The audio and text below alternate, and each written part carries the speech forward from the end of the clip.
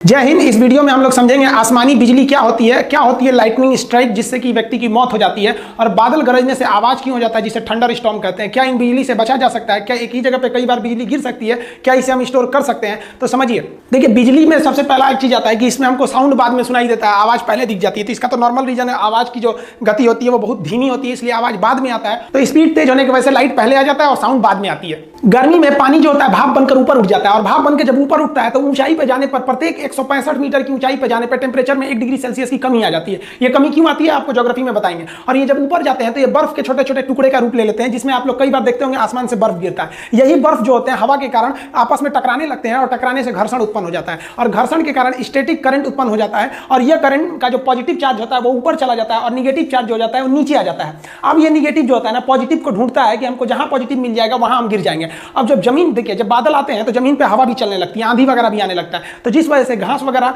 घर्षण के कारण इनमें भी चार्ज उत्पन्न हो जाता है। अब इनका जो चार्ज होता है पॉजिटिव ऊपर होता है, निगेटिव को तो लेके चला जाता है अर्थ। अब देखिए ये निगेटिव पॉजिटिव को खोज ही रहा था, मिल गया और यहाँ गिर जाता है। इसी को हम लोग वज्रपात कहते हैं, बिजली का गिरना कहते हैं। आसमानी बिजली जो गिरती है, इस बिजली का जो वोल्टेज होता है ना 10 करोड़ वोल्ट होता है। हम लोग के घर में जो करंट आता है 220 का आता है। 10 करोड़ वोल्ट मारेगा ना आदमी कौवा बन जाता है। इसको हम 100 मेगावाट की बिजली बोलते हैं। और इसमें जो करंट होता है वो 10,000 एम्पियर होता है। 5 एम्पियर के करंट पे आपका फ्रिज, वॉशिंग मशीन, कूलर ये सब चल जाता है 5 एम्पियर पे। और ये जो होता है सोचिए 10,000 एम्पियर का करंट लगता है इसमें जो हीट निकलती है वो हीट जो होती है 27,000 से लेकर 30,000 डिग्री सेल्सियस होता है। सूर्य का तापमान जो होता है 6,000 डिग्री सेल्सियस सरफेस का। अब बताइए ये इतना भयानक टेम्परेचर होता है, और लेकिन इसमें सबसे बड़ी बात यही होती है इसकी टाइमिंग बहुत कम होती है, 0.0005 सेकंड। ये मिली सेकंड में होता है, इतना कम समय के लिए होता है कि ज्यादा खतरा नहीं उत्पन्न कर सकता है। अब समझते हैं इसमें आवाज क्यों आती है। देखिए जो लाइटनिंग होती है, ये बिजली होता है, इसका टेम्परेचर तो 27,000 यानी लगभग 30,000 डिग्री सेल्सियस होता है। और हवा में जो बारिश की बूंदे होती है वो तो ठंडा होता है, तो ठंडे के पास गर्म चीज को ले जाएंगे तो बहुत तेज आवाज करता है। जैसे गर्म रॉड को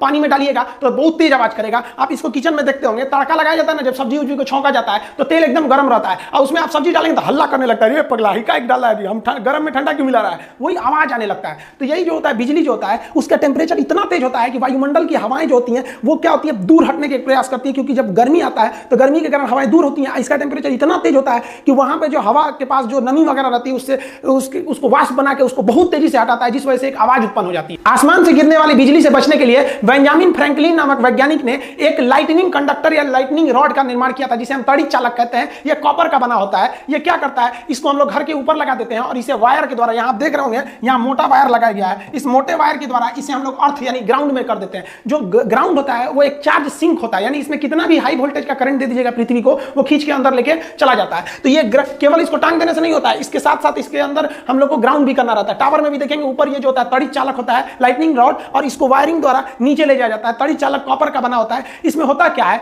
कि बेंजामिन फ्रैंकलिन ने कहा कि आप जो करंट आ रहा है उसको जल्दी से जल्दी ग्राउंड पे भेजिए। अगर वो ग्राउंड पे चला जाएगा ना तो कोई दिक्कत नहीं है, आप बगल में भी खड़े रहेंगे तो कुछ खास प्रॉब्लम नहीं होगा, लेकिन उसको तेजी से भेजना बहुत जरूरी है, नहीं तो आपके लिए घातक हो जाएगा। सोचिए क्या होगा अगर कोई हवाई जहाज हवा में जा रहा है, उस पर बिजली गिर जाए, जहाज गिर जाएगा, कुछ इफेक्ट नहीं पड़ता है। जहाज जो होते हैं ड्यूरेलमीन के बनाए जाते हैं, एल्युमिनियम का वो एक एलॉय होता है, और इसकी एकदम चिकनी पेंटिंग की जाती है ताकि इस पे जब भी बिजली गिरे तो इतना करंट जो होता है वो करंट चारों ओर फैल जाए। और ये जो राउंड शेप का जो एरोप्लेन होता है तो चारों ओर बिजली फैल के नीचे चली जाती है। दूसरा एक और बात समझिए, जो एरोप्लेन होता है अंदर से खोखला होता है, और आप पढ़े होंगे फैराडे का केज, एक पिंजरा बनाया था फैराडे ने, और उस पिंजरे पे बिजली देते थे और अंदर रहते थे, तो उन पे बिजली नहीं आती थी, क्योंकि बिजली जो होती है सर्कमफेरेंशियल फ्लो करती है और एकदम शॉर्ट रास्ता खोजती है। तो आप कहेंगे सर पिंजरा को छुएंगे तो नहीं मारेगा। देखिए यहाँ पिंजरा को टच भी कर दीजिएगा ना तो हाई वोल्टेज का करंट भी नहीं मारेगा। क्यों? क्योंकि ये पिंजरा बहुत ही बढ़िया कंडक्टर से बना हुआ है, जितनी बिजली मिल रही है उसे फटाक से ये ग्राउंड में भेज दे रहा है। आप छुएगा तो आपके लिए कुछ छोड़ ही नहीं रहा है। तो ये जो हवाई जहाज होता है एक पिंजरा का काम करता है, हम अंदर सेफ बैठे रहते हैं, क्योंकि करंट सर्कमफेरेंशियल बाहर बाहर फ्लो करके और नीचे चला जाता है। इसीलिए कहा जाता है कि जब बिजली तड़कती है तो सबसे सुरक्षित जगह आपके लिए कोई कार होता है, कार के अंदर घुस के बैठ जाइए, कार वही फैराडे के पिंजरे के समान काम करता है। जब भी बिजली गिरती है तो वो जल्दी से जल्दी किसी कंडक्टर को खोजती है। यहां आपको कुछ सावधानियां बरतने की जरूरत है। हम बता देते हैं कहां कहां ज्यादा बिजली गिरने की संभावना होती है। जैसे बिजली तड़कता है तो आपका मोबाइल जो होता है टावर से कनेक्ट रहता है, इसलिए बिजली मोबाइल की ओर तेजी से भागता है। देख रहे हैं यशस्वी बतिया रही है, पता नहीं कहां खूब मन से बतिया रही है, यह है ना, अभी थी हो जाएगी, जैसे बिजली गिरेगा थी, तो इसलिए जब बिजली गिरे नाती की छत पे हाँ खाना खा ली, ये सब नौटंकी नहीं, अंदर रहना चाहिए, गिर जाएगा तो थे हो जाएंगे आप।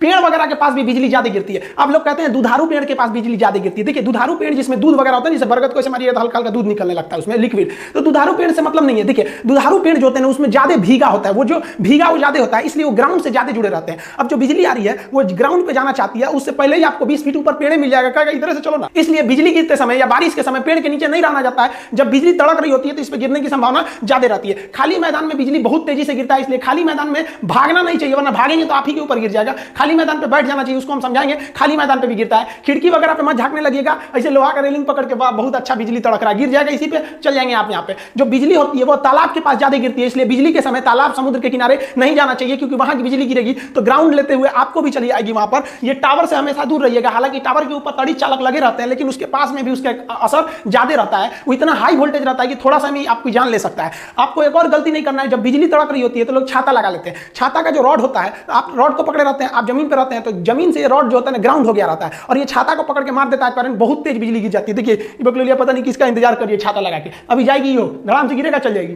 देखिए ज्यादातर जो बिजली गिरता है, हर साल इंडिया में लगभग 2500 लोग बिजली गिरने से मरते हैं, लेकिन ज्यादातर बिजली डायरेक्ट आदमी के ऊपर नहीं गिरता है, ये स्टेप पोटेंशियल द्वारा गिरता है। हम आपको अभी जस्ट पहले जो वीडियो बनाए थे जिसमें बताए थे बिजली घर तक कैसे पहुंचती है, उसमें स्टेप पोटेंशियल बताए थे कि कहीं करंट गिर जाता है ना तो आसपास के एरिया में वो करंट फैला देता है। तो ये जो स्टेप पोटेंशियल हो जाता है ना, जैसे इस पेड़ पे बिजली गिरी, अब ये राउंड वाला एरिया देख रहे हैं ना, यहां तक इसका एरिया है, तो आप इस पेड़ से दूर में भी रहेंगे ना तो बिजली गिरेगा पेड़ पर, लेकिन आप उसके स्टेप पोटेंशियल के एरिया में आ गए हैं, आपको मार देगा। तो ज्यादातर जो बिजली गिरती है वो स्टेप पोटेंशियल के कारण ही मारती है, और ये डायरेक्ट से भी ज्यादा खतरनाक होती है, इससे ही ज्यादा लोग मरते हैं। एकदम टिप के आदमी को खोपड़िया में नहीं गिरता, अगल बगल में गिरता है, उसके रेंज में आ जाने से आदमी की मौत हो जाती है। बिजली गिरने से जो मौत होती है उसका ज्यादा इफेक्ट जो होता है हमारे नर्वस सिस्टम ब्रेन पे पड़ता है, और हार्ट और लंग्स पे ज्यादा असर पड़ता है, ये एकदम सीज कर जाते हैं और इसका धड़कना रुक जाता है, जिस वजह से व्यक्ति की मौत हो जाती है। अब कहते हैं लोग कि मेल जो होते हैं, पुरुष का साइन ऐसे होता है, मेल पे 80% बिजली गिरती है और फीमेल पर 20% गिरता है। आप कहेंगे इस चोरी कैसे बच जाती है सब, देखिए बचती नहीं है, ये तो अंदर रहती है सब, जब से पैदा होती है लड़की सब, तो वो तो लॉकडाउन उन सब के लिए पैदाइशी लॉकडाउन है।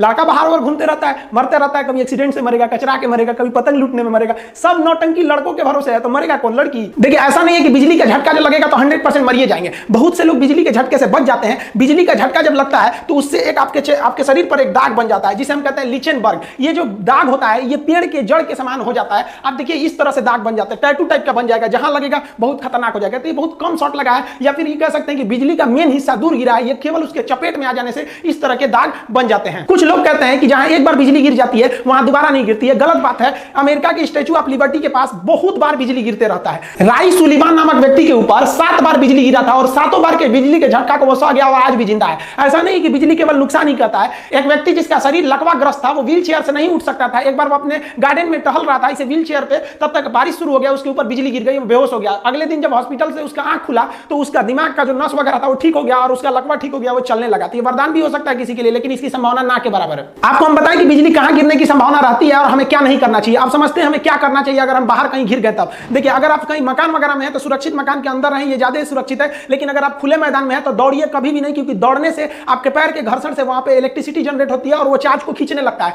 आपको तुरंत नीचे बैठ जाना चाहिए। खड़े रहेंगे तो आपका एरिया ऊपर हो जाएगा और आप बिजली के संपर्क में आने से ज्यादा संभावना रहेगी, इसलिए बैठ जाना चाहिए और कान ढक के बैठना चाहिए कि कान के पर्दे पर कोई नुकसान ना करे। और एक दूसरे से कम 100 फीट का गैप बनाकर बैठना चाहिए, क्योंकि एक पास बैठने से वहां पर चार्ज को खींचने की संभावना बढ़ जाती है, क्योंकि हर एक व्यक्ति जो होता है वो अपने आप में एक कंडक्टर होता है, इलेक्ट्रिसिटी को ले जा सकता है। इसलिए एक पास बैठिएगा तो बिजली आके गिर सकता है, दूरी दूरी पर बैठना चाहिए।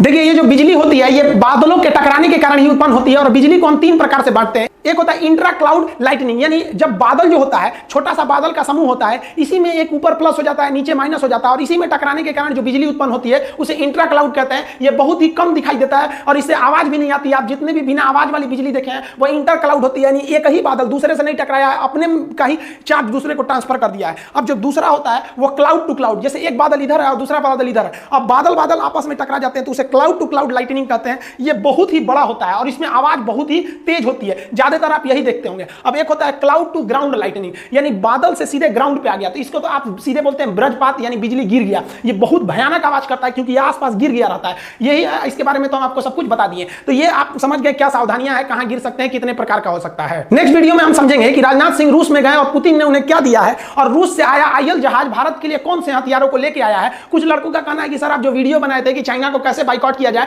चाइना के सामानों को बंदरगाहों पे क्यों ना फंसा दिया जाए, तो लोगों का कहना है कि शायद यही गवर्नमेंट ने सुन के ऐसा काम तो नहीं किया, लेकिन अभी इस पर कोई कंफर्मेशन नहीं है। लेकिन चाइना के जो शिपमेंट आ रहे हैं उन्हें चेन्नई और मुंबई बंदरगाह पर काफी देर तक रोका जा रहा है, वहां पर कस्टम के कारण। इसमें क्या हकीकत है इसको हम मिलेंगे नेक्स्ट वीडियो में, तब समझाएंगे। तब तक के लिए जय हिंद।